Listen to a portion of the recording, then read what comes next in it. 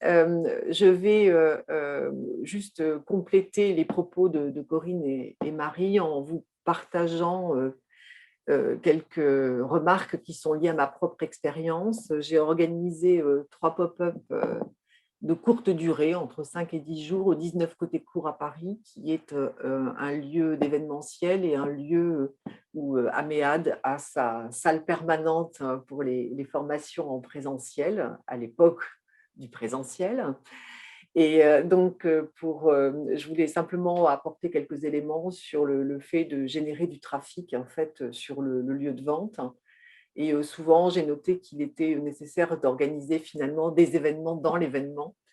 Et donc, je vous présente ici simplement quelques idées donc, qui ne conviennent pas nécessairement à tous les lieux. C'est-à-dire qu'en fonction des lieux, il y a des lieux qui vont s'adapter plus ou moins bien, on va dire, à certaines manifestations.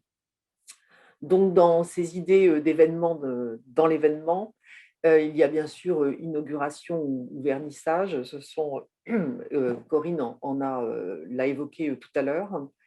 De mon constat, je pense qu'il y a plusieurs aspects. D'une part, je trouve que ce sont des événements pendant lesquels on arrive à vendre des grosses pièces, que quelquefois on vend peut-être moins bien en dehors de ces périodes-là, parce qu'il y a beaucoup de monde, il y a une espèce d'émulation.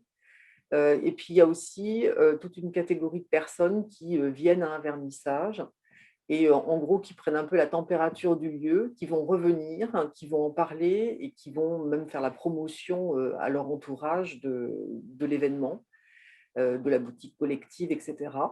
Donc, c'est souvent un bon moyen de faire venir du monde sur un lieu. Alors après, à nouveau, il faut que le lieu s'y prête.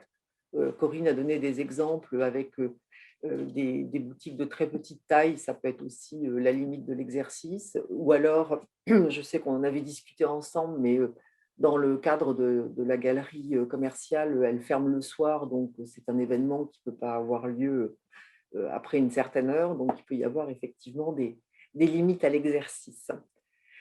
Nous, dans nos expériences, on a organisé aussi d'autres types d'événements, comme des after-work, des brunchs ou des petits déjeuners. Ce sont des événements conviviaux, festifs, hein, qui ont la particularité d'être payants. C'est-à-dire qu'en fait, le client vient et consomme, hein, donc il va consommer un apéritif qu'il va payer ou quelque chose à déguster qu'il va payer. Donc non seulement on fait venir des gens sur le lieu, mais c'est aussi une source complémentaire finalement de revenus pour quelque chose d'assez festif dans le lieu.